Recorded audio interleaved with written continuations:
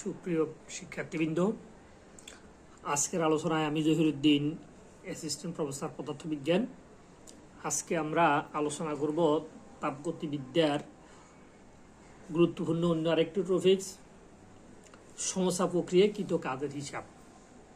আমরা তাপগতিবিদ্যার প্রত্যেকটা টপিক যদি আমরা ধারাবাহিকভাবে বুঝি, তাহলে এখান থেকে যে কোনো অঙ্ক, যে কোনো প্রক্রিয়ার, যে কোনো প্রসেসের অঙ্ক আমরা পরীক্ষাতে ধরতে পারবো। আর এটা আমাদের তাপ ইঞ্জিন নির্মাণের জন্য এই অধ্যায়টি হচ্ছে সবচেয়ে বেশি গুরুত্বপূর্ণ। এই অধ্যায়টা যারা বুঝবে তারা মূলত ইঞ্জিন নিয়ে কাজ করতে গেলে তারা তাড়াতাড়ি ইঞ্জিনের কাজগুলো বুঝতে পারবে। আসলে ইঞ্জিন মূলত কোন নীতির উপরে, কি প্রসেসের উপরে আমাদের কাজ করে, সেটাই আমাদের মূল আলোচ্য বিষয়। আমরা আজকে সমস্যা প্রক্রিয়াকৃত কাজ এটা নিয়ে আলোচনা করবো। তো এই সমস্যা প্রক্রিয়াকৃত কাজ, সমস্যা অর্থাৎ পদার্থবিজ্ঞানের একটা জিনিস হচ্ছে সবচেয়ে সুবিধাজনক যে শব্দগুলো দিয়ে সংজ্ঞাটা বা আমরা এই ডেফিনেশনটা তৈরি করি, এটার সাথে কাজের সাথে হুবহু মিল থাকে। যেমন সমচাপ, তার মানে চাপ সমান, অর্থাৎ তাপগতীয় যে প্রক্রিয়ায় চাপের কোনো পরিবর্তন নাই। তাপগতীয় যে প্রক্রিয়ায় চাপের কোনো পরিবর্তন নাই তাকে আমরা নাম দিয়েছি সমস্যা প্রক্রিয়া। অর্থাৎ তাপগতীয় যে প্রক্রিয়ায় চাপ সমান রেখে, অর্থাৎ চাপকে পরিবর্তন হতে না দিয়ে যদি আমরা কোনো কাজ সম্পাদন করি, তখন সেটাকে আমরা নাম দিয়েছি সমস্যা প্রক্রিয়াকৃত কাজ। ধরো আমরা এখানে একটা বদ্ধ সিস্টেম কল্পনা করছিলাম, যেটা কিছুক্ষণ আগেও আমরা এর আগের ক্লাসে আমরা বলছিলাম যে আমরা ধরো একটা বদ্ধ সিস্টেম, এই সিস্টেমের ভিতরে আমরা কিছু পরিমাণে গ্যাস নিছি। আমরা জানি কিছু পরিমাণে যদি গ্যাস নিই, এখানে গ্যাসের একটা চাপ থাকবে, গ্যাসের একটা আয়তন থাকবে, গ্যাসের একটা তাপমাত্রা থাকবে, এগুলো সবগুলাই থাকবে। তো এখন আমরা শুধুমাত্র চাপের অংশ নিয়ে আলোচনা করতেছি বলেই এখানে আমরা দেখো তাপমাত্রা, গ্যাসের অভ্যন্তরীণ শক্তি, এগুলো কিছুই আমরা চিত্রের মধ্যে দেখাই নাই। এখানে এই বদ্ধ সিস্টেমটা দেখো, এই তিন দেয়াল, দাগ দেওয়া এই তিন দেয়াল তাপের অন্তরক, এই দেয়ালটা হচ্ছে তাপের পরিবাহক। অর্থাৎ এই দেয়াল দিয়ে তাপ সিস্টেমের ভিতরে আসতে পারে। এখন আমরা ধরো কোনো একটা এই বদ্ধ সিস্টেমের ভিতরে আমরা কিছু পরিমাণে গ্যাস নিলাম। যদি আমরা গ্যাস নিই, আমরা এই গ্যাসকে একটা, এই দেখো সিলিন্ডারের ভিতরে একটা পিস্টন দ্বারা আমরা আবদ্ধ করছি। এই পিস্টনটা এমন, এই পিস্টনটা চাইলে উপরে নিচে কি করতে পারে, যাতায়াত করতে পারে। অর্থাৎ পিস্টনটা উপরে উঠতে পারে, আবার নিচের দিকে নামতে পারে। তাহলে এখন পিস্টনের টোটাল ক্ষেত্রফল, এখান থেকে প্রান্ত থেকে প্রান্ত পর্যন্ত ক্ষেত্রফল আমরা ধরছি এ। তাহলে একক ক্ষেত্রফলের উপরে গ্যাস যে চাপ দিছে, ধরো আমরা একক ক্ষেত্রফলে গ্যাসের যে চাপ দেয় সেটাকে আমরা নাম দিছি ফি। তাহলে এই ক্ষেত্রফলে গ্যাস কতটুকু চাপ দিবে, ফি এ, অর্থাৎ অতটুকু চাপকে আমরা নাম দিছি বল।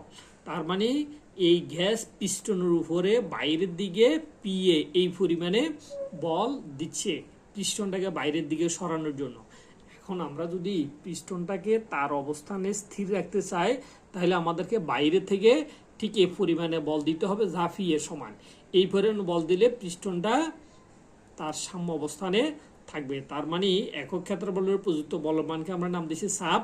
চাপ পি সমান এফ বাই এ, এফ সমান পি এ। তার মানে এফ সমান পি এ, এতটুকুই যদি আমরা বাইরের থেকে বল প্রয়োগ করি, তাহলে পিস্টনটা তার জায়গাতে স্থির থাকবে। এবার আমরা বলছিলাম যেহেতু আমাদের প্রক্রিয়াটা হচ্ছে সমস্যা প্রক্রিয়া, আমরা চাপকে কি রাখলাম, স্থির রেখে ধীরে ধীরে পিস্টনটাকে, গ্যাসটাকে আমরা প্রসারিত হতে দিলাম। তো প্রসারিত হতে দিয়ে ধরো আমরা ধরে নিলাম আগে গ্যাসের একটা আয়তন ছিল, এরপরে আমরা পিস্টনটাকে এই অবস্থান থেকে এই অবস্থান আনছি। দেখো নতুন অবস্থান আনার পরে ধরে নিলাম আমার পিস্টনের ক্ষেত্রফল ছিল এ, পিস্টনটা ক্ষুদ্র ডিএক্স দূরত্ব সরে গেছে। তাহলে ডিএক্স দূরত্ব যদি সরে যায়, ফি এ, এটি হচ্ছে আমার মূলত প্রযুক্ত বল এফ। তার মানে এফ বলের বিরুদ্ধে এই পিস্টনটা ডিএক্স পরিমাণে সরে যাইলে, তাহলে আমরা জানি কাজ ক্ষুদ্র এই ডিএক্স সরানোর জন্য, অর্থাৎ ক্ষুদ্র ডিএক্স সরানোর জন্য কৃত কাজ ডিডব্লিউ। তো আমরা জানি কাজ সমান বল গুণন সরণ, এটা আমাদের সবসময় সূত্র। এটা আমরা পদার্থবিজ্ঞান প্রথম পত্রের মধ্যেও আমরা পড়েছি, বল এবং সরণের গুণফলকে কাজ বলে। এখানেও আমরা বল এবং সরণের গুণফলকে কাজ বলে। তাহলে ক্ষুদ্র ডিএক্স সরণে আমার কাজ হচ্ছে ক্ষুদ্র ডিডব্লিউ, এটাকে আমরা নাম দিচ্ছি এফ ডিএক্স। এখন আমরা জানি এফ সমান পি এ, তাহলে এফ এর মান আমরা এই জায়গাতে বসে দিয়েছি ফি গুণন এ ইন্টু ডিএক্স। তাহলে এ হচ্ছে পিস্টনের প্রস্থের ক্ষেত্রফল, আর ডিএক্স হচ্ছে পিস্টনটা কতটুকু সরে গেছে। তাহলে ক্ষেত্রফল, পিস্টনের ক্ষেত্রফল দিয়ে কতটুকু দূরত্ব সরছে সেটাকে যদি আমরা গুণ করি, তাহলে গুণফল হচ্ছে আয়তন। তার মানে ক্ষুদ্রাতি ক্ষুদ্র ডিএক্স সরানোর জন্য আমরা আয়তন এ গুণন ডিএক্স কে আমরা নাম দিছি ডিবি। তাইলে আমরা এই কাজ ক্ষুদ্রাতি ক্ষুদ্র ডিএক্স সরানোর জন্য আমরা কাজ পাইছি ফি ডিবি। তাহলে এইটি এখন নতুন আমাদের একটা সূত্র, এই সূত্রটা আমাদেরকে মনে রাখতে হবে। ক্ষুদ্রাতি ক্ষুদ্র ডিএক্স সরণে আমরা যে পরিমাণে কাজ পাবো সেই কাজ ফি ডিবি, অর্থাৎ চাপ গুণন আয়তনের পরিবর্তনের গুণফলের সমান। এখন আমরা যদি সম্পূর্ণ প্রসারণের জন্য, অর্থাৎ গ্যাসটা ধরে নিলাম আদিতে গ্যাসের একটা আয়তন ছিল V1, গ্যাসটা প্রসারিত হয়ে তার আয়তন হচ্ছে V2, তাহলে B1 থেকে B2 এইটুকু প্রসারিত হইতে গ্যাস কর্তৃক কৃত কাজ যদি আমরা বের করতে চাই, তাহলে আমাদেরকে এই সমীকরণটাকে, যে সমীকরণটা আমরা আগে পাইছি এই ডিডব্লিউ সমান ফি ডিবি, এই সমীকরণটাকে আমাদেরকে কি করতে হবে, সমাকলন করতে হবে ইন্টিগ্রেশন অফ ডিডব্লিউ সমান ফি ডিবি। তো এখন আদি আয়তন ছিল B1, চূড়ান্ত আয়তন হচ্ছে B2, তার মানে B1 থেকে B2 এটুকু আয়তনের প্রসারণে টোটাল কৃত কাজ আমরা এখানে পাবো। তো যেহেতু আমরা বলছিলাম সমচাপ, তাহলে চাপ ধ্রুবক হলে চাপ অন্তরীকরণের ডিবি সমাকলনের বাইরে চলে আসবে। আমরা ডিবি কে সমাকলন করবো আয়তন B1 থেকে B2 পর্যন্ত।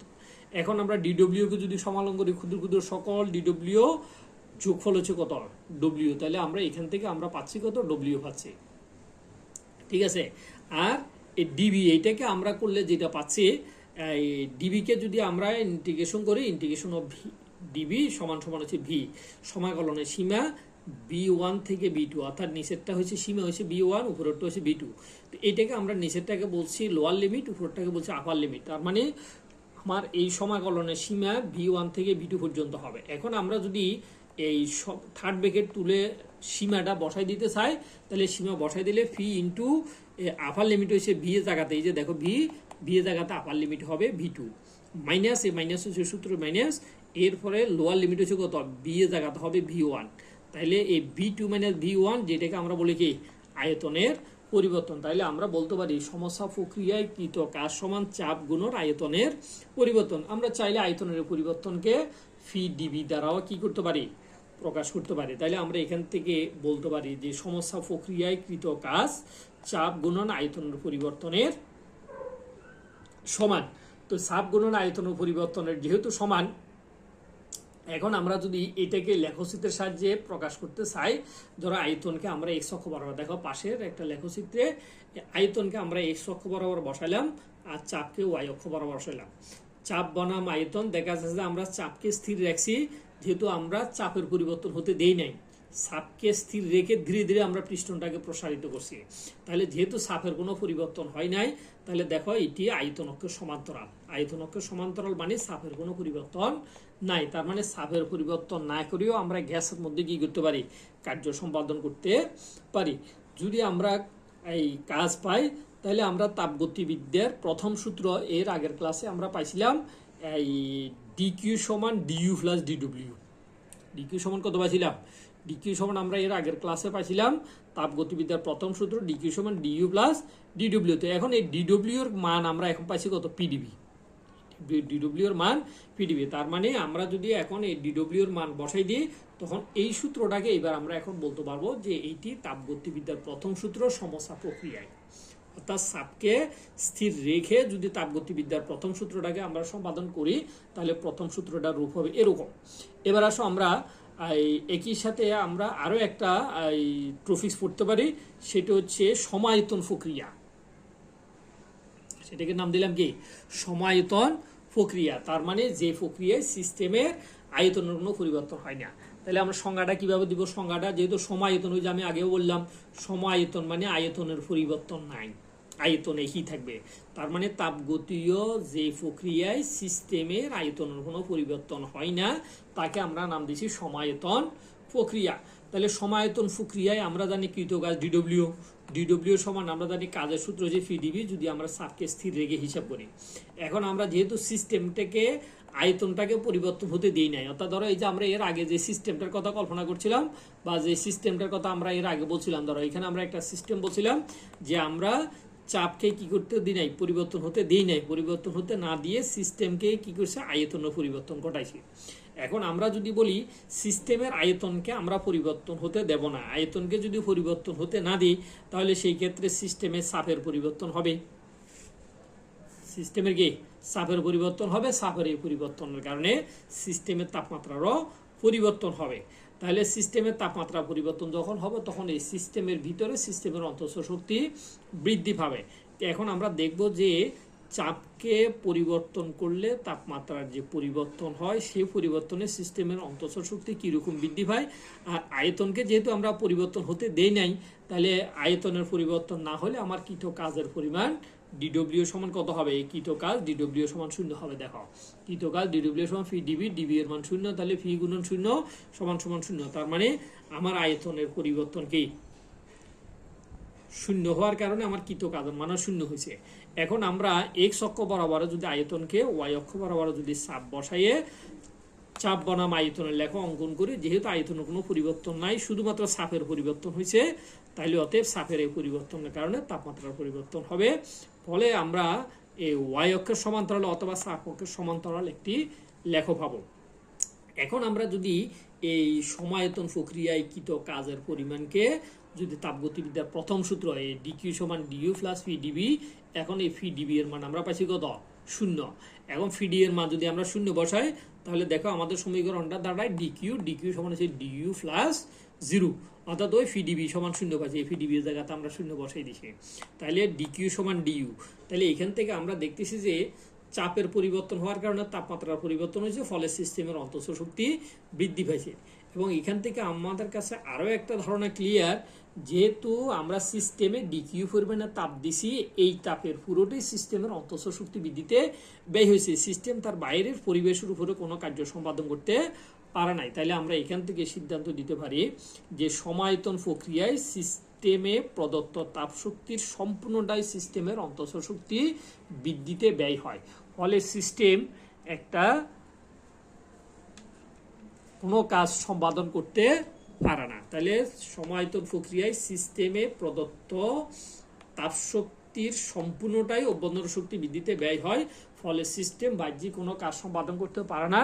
তাহলে আমরা যদি তাপগতিবিদ্যার অন্যান্য প্রক্রিয়াগুলোর সাথে এটাকে কম্পেয়ার করি, তাহলে দেখা যায় যে এই প্রক্রিয়ায় কোনো কাজ সম্পাদিত হয় নাই। তার মানে তাপগতীয় সমায়তন প্রক্রিয়াতে কোনো কাজ সম্পাদন হয় নাই, যেটা আমরা ধারণাটা পাইছি। তাহলে এখান থেকে আমরা এই তাপগতিবিদ্যার প্রথম সূত্রের এই ধারণা সম আয়তন প্রক্রিয়ায় এটা আমাদের আবার কাজে লাগবে। এটাকে আমরা সামনের দিকে বিভিন্ন সূত্র বা প্রয়োগ করতে বা থিওরি প্রতিবেদন করতে কাজে লাগাতে পারবো। ধন্যবাদ সবাইকে। খোদা হাফেজ।